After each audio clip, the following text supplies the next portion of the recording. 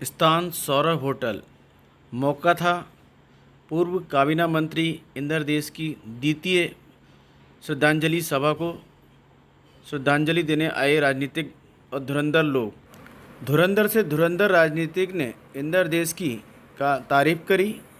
किसी ने शेरो शायरी से उनको श्रद्धांजलि दी तो किसी ने पुरानी बातों की याद करते हुए उनकी काबिलियत को सराहा और उनकी राजनीति को भी।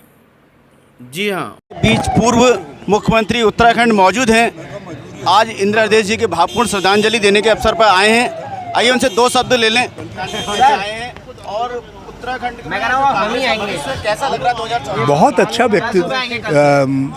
भविष्य है कांग्रेस का। लोग परिवर्तन के साथ है और परिवर्तन का लाभ कांग्रेस को मिलेगा।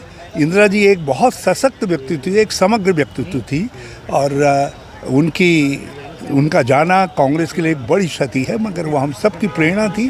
वो जहाँ कहीं भी हैं उनके कार्य, उनका कृतित्व हमारी प्रेरणा बन करके हमारा मार्गदर्शन करें। सर, मान के चलें कि अच्छी सीटें लाएगी, पाँचों की पाँच। हम 5 सीटें जीतने के लिए लड़ रहे हैं, उसके लिए काम कर रहे हैं। हमारे बीच उत्तराखंड की काबीना मंत्री इंद्रदेश जी के सुपुत्र हैं। यही इनके वो हैं विरासत में भी।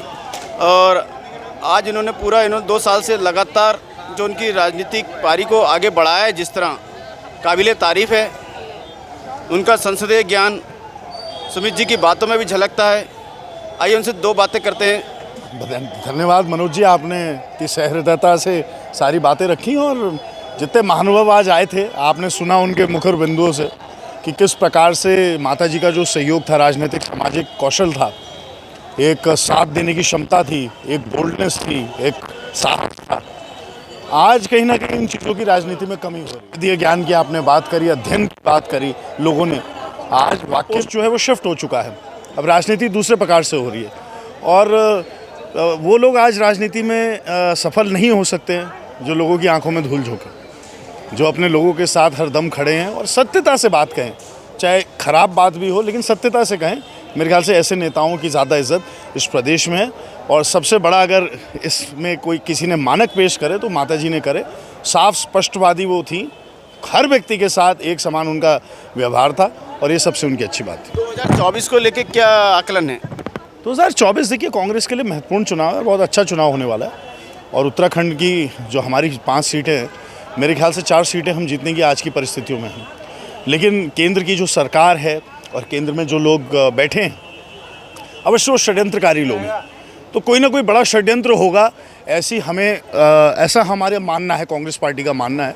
जनता को षड्यंत्र से और उनकी षड्यंत्रकारी सरकार से बचाने के लिए जो लड़ाई राहुल गांधी जी ने छेड़ी है, उस लड़ाई में हम पूरी तीव्रता के साथ मैदान जंग में हैं।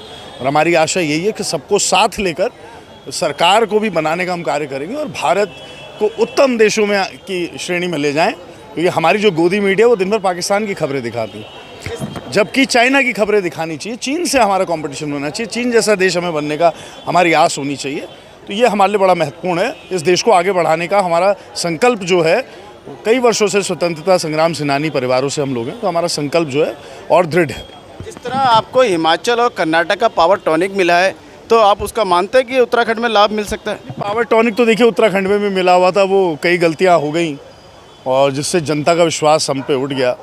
ये बड़ा दुर्भाग्य है। उसमें एक बहुत महत्वपूर्ण चीज़ ये भी थी कि माता जी की मृत्यु जो चुनाव से पहले हुई, अगर वो चुनाव के समय होती तो अवश्य जो परिस्थितियाँ थी वो अनुकूल होती, जो विपरीत बन गई।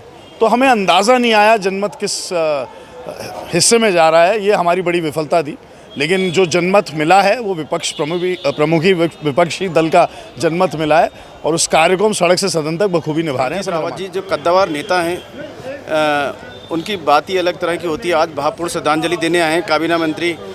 इंदिरा जी को जो उनकी कार्य प्रणाली थी वो लोगों से हटके थी और मैंने आज यहाँ पे कहा भी है, मंच से भी कहा है कि उनको सच्ची श्रद्धांजलि यही होगी कि जो उनकी स्पष्टवादिता थी, जिस काम को हाँ कर देती थी तो फिर इन के इन प्रकार उसको करके देती थी और जो काम नहीं हो सकता था उसके लिए पहले ही मना कर देती थी। उससे लोगों का हर्जा खर्चा और समय भी बचता था और उनकी उम्मीदें भी नहीं टूटती थी। तो इसलिए ये उनके प्रति सच्ची श्रद्धांजलि होगी कि हम उनकी कार्यप्रणाली को अपने व्यवहार में लाएं। सभी ने अपने संबोधन किया। इस दौरान यशपाल आर्य ने अपनी खट्टे मीठे अनुभव सुनाए इंदिरा जी के साथ। गोविंद सिंह कुंजवाल ने भी अपने पुराने खट्टे मीठे अनुभव सुनाए। उस समय की घटनाक्रम जो हुई उसके बारे में हरीश रावत जी जो हमारे पूर्व मुख्यमंत्री है सारा चुके हैं। संसदीय ज्ञान और संसदीय परंपराओं की वो ध्वजवाहक रही और एक अजात शत्रु भी थी। सभी सर्वदलीय सभी दल उनका मान सम्मान करते थे। जितना सत्ता पक्ष में उनका सम्मान था उतना ही विपक्ष में भी उनके लोग उनका आदर सम्मान करते थे। और आज दूसरी का वर्षगांठ है, लेकिन इंदिरा जी हमेशा हमारे बीच में अपने विचारों से, अपने भावों से, अपने संसदीय ज्ञान से, परंपराओं से, मूल्यों से हमें हमेशा उनका स्मरण करते रहेंगे। और भगवान उनकी, ईश्वर उनकी आत्मा को, प्रभु उनकी आत्मा को अपने चरणों में स्थान दे।